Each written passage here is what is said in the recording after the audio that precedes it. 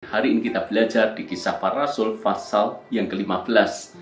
Ada banyak kisah di sini, tetapi kita akan bahas perikop tentang perselisihan antara Paulus dan Barnabas. Anda tidak salah baca, benar bahwa Paulus berselisih dengan Barnabas. Bukankah mereka ini orang yang sudah matang secara rohani?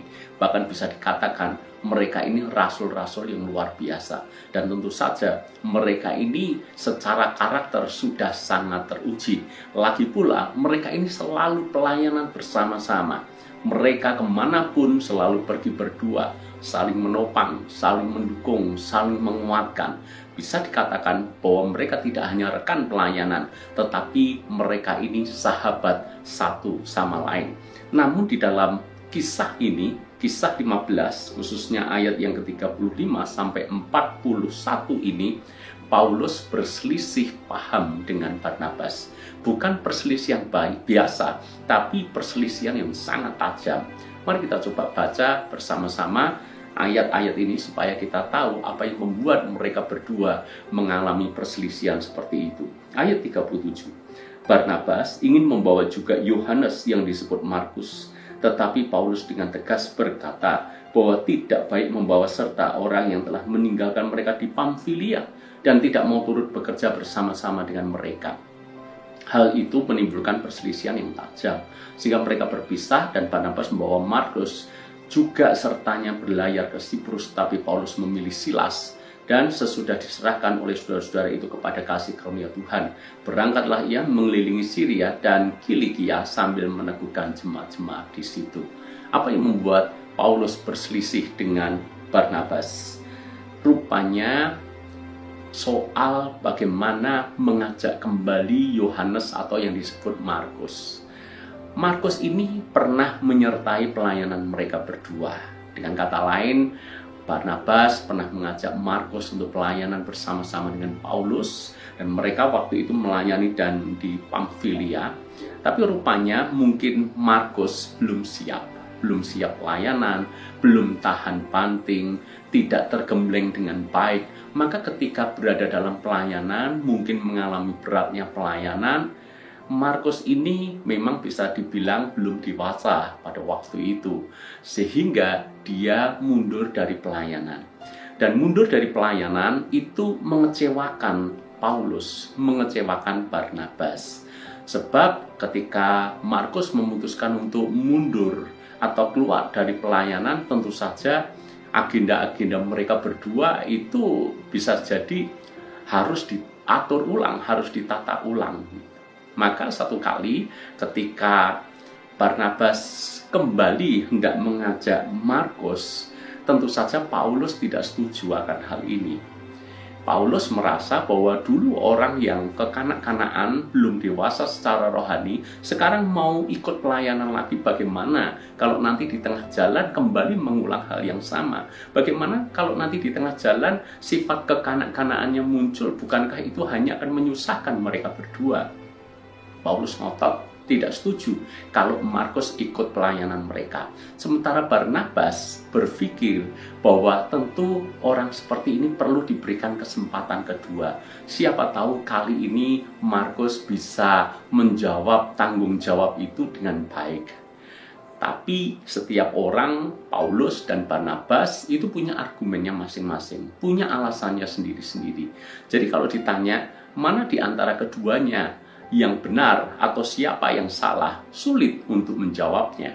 Karena masing-masing punya alasan yang kuat, punya alasan yang bisa diterima. Misalnya Paulus mengatakan jangan, karena dia tidak ingin pelayanan itu menjadi terganggu hanya karena kehadiran seorang yang belum teruji. Jadi alasan Paulus bisa diterima. Demikian juga alasan daripada Barnabas. Tidak ada salahnya kita memberikan kesempatan kedua. Siapa tahu kali ini dia berubah dan dia berkontribusi di dalam pelayanan. Karena tidak ada titik temu, mereka memutuskan untuk berpisah. Karena perselisihan itu makin tajam. Dan yang kita pelajari di sini yang pertama, rupanya setiap orang bisa berselisih. Bahkan bapak-bapak gereja, tokoh-tokoh yang luar biasa seperti Paulus maupun Barnabas saja bisa berselisih. Namun tentu saja ini bukan menjadi dalih atau alasan bagi kita untuk berselisih ke sana kemari, berselisih dengan banyak orang. Tentu saja tidak demikian. Namun hal yang harus kita sadari adalah bagaimanapun juga Barnabas dan Paulus adalah manusia biasa. Hal yang kedua yang kita bisa pelajari di sini adalah lihat bagaimana mereka menyelesaikan perselisihannya. Mereka, dalam hal ini Paulus maupun Barnabas, tidak melibatkan hati mereka dalam perselisihan itu. Jadi mereka tidak sakit hati, kemudian terluka, saling membenci, tidak mau tegur sapa dan seterusnya. Tidak demikian. Mereka sangat dewasa dalam menyikapi perselisihan itu. Lebih baik kita berpisah, Barnabas dengan Markus, Paulus mengajak Silas. Dan itu solusi yang cantik menurut saya. Jadi jangan sampai terbawa kepada perselisihan yang terus-menerus sehingga akhirnya iblis mengambil kesempatan dalam hal ini sehingga mereka hanya fokus bagaimana mereka harus menyelesaikan konflik mereka, dan tentu saja itu bisa menimbulkan sakit hati yang makin dalam. Mereka tidak mau kan hal itu. Mereka memutuskan lebih baik kita berpisah saja, namun tetap sama-sama melayani Tuhan. Dan secara sudut pandang yang lain, bahwa keputusan ini justru membuat Injil semakin maju. Kenapa? Barnabas disertai Markus dan pelayanan kemana-mana. Demikian juga Paulus dan Silas, mereka juga pelayanannya diberkati oleh Tuhan, Injil makin tersebar. Dan terbukti kenapa saya berkata bahwa Paulus tidak melibatkan hati dalam perselisihan itu. Sebab di kemudian hari, ternyata keputusan Barnabas itu adalah keputusan yang tepat.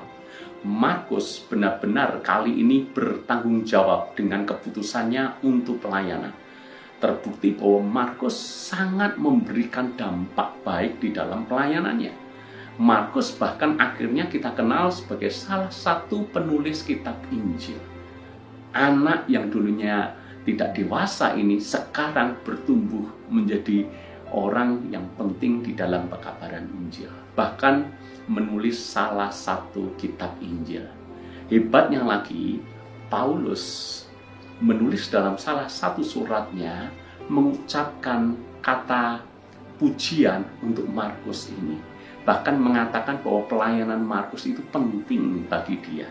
Berarti yang dulunya ada perselisihan, yang dulunya tidak cocok, ketika lihat buahnya memang terlihat, Paulus tidak segan-segan untuk menggandeng lagi dalam pelayanan. Jadi bukankah ini juga sikap yang baik? Paulus tidak kekanak-kanakan, selalu mengingat yang dulu-dulu, tapi juga berani mengakui dengan jiwa besar bahwa dulu dia salah prediksi. Dan sekarang dia membuka tangannya untuk bersama-sama pelayanan dengan Markus. Bahkan mengucapkan pujian untuk Markus ini. Kita bisa belajar di sini bahwa perselisihan bisa terjadi. Tapi lihat bagaimana orang yang dewasa itu bisa mengambil solusi terbaik di dalam perselisihan itu. Bukan menenggelamkan mereka, bukan membuat mereka terpuruk, bukan membuat mereka saling melukai, tapi justru membuat mereka bertumbuh bersama-sama sekalipun ada perselisihan. Saya tidak tahu dengan Anda, mungkin hari ini Anda sedang menghadapi perselisihan. Belajar dari hal ini, dewasalah dalam menyikapi perselisihan itu. Jangan sampai kedagingan kita membuat kita berespon keliru dalam perselisihan. Tapi hendaklah kita dikuasai kasih. Saya percaya kasih inilah yang membuat kita semuanya bisa menjadi dewasa dan bersikap dalam perselisihan itu. Tuhan berkati.